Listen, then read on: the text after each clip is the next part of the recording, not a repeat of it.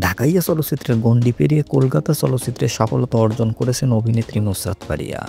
২০১৫ সালে বাংলাদেশ-ভারত যৌথ প্রযোজনায় ছবি আশিকি দিয়ে তিনি বড় পর্দার অভিষেক হয়। ২০২০ সালে মার্চ মাসে পারিবারিকভাবে বাগদান সেরেছিলেন নুসরাত ফারিয়া। প্রায় ১০ বছর প্রেমের পর তিনি রনি রিয়াদ রিশাদের সঙ্গে আংটি বদল করেন। তবে ১ বছর পরেই অভিনেত্রী জানিয়ে দেন তার আর রনির মধ্যে আর বিবাহ হচ্ছে না, তাদের সম্পর্কের বিচ্ছেদ ঘটেছে।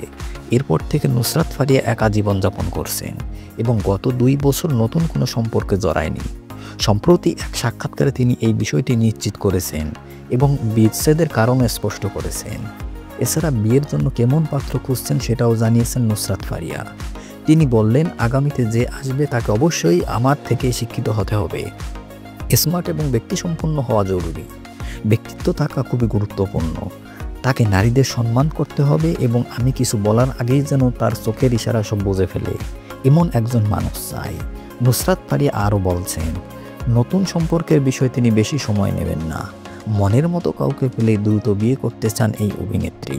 তার ভাষায়, এবার প্রেমে জড়ালে অনেক সময় নেব না, অল্প কিছুদিন প্রেম করে বিয়ে, সেটা মিডিয়া কিংবা বাইরের যে কেউ হোক, সবার আগে তাকে ভালো মানুষ হতে হবে। শেষবার নুসরাত ফারিয়াকে আবারও বিবাহ অভিযান সিনেমায় দেখা গেছে, যা টলিউডে মুক্তি পেয়েছে।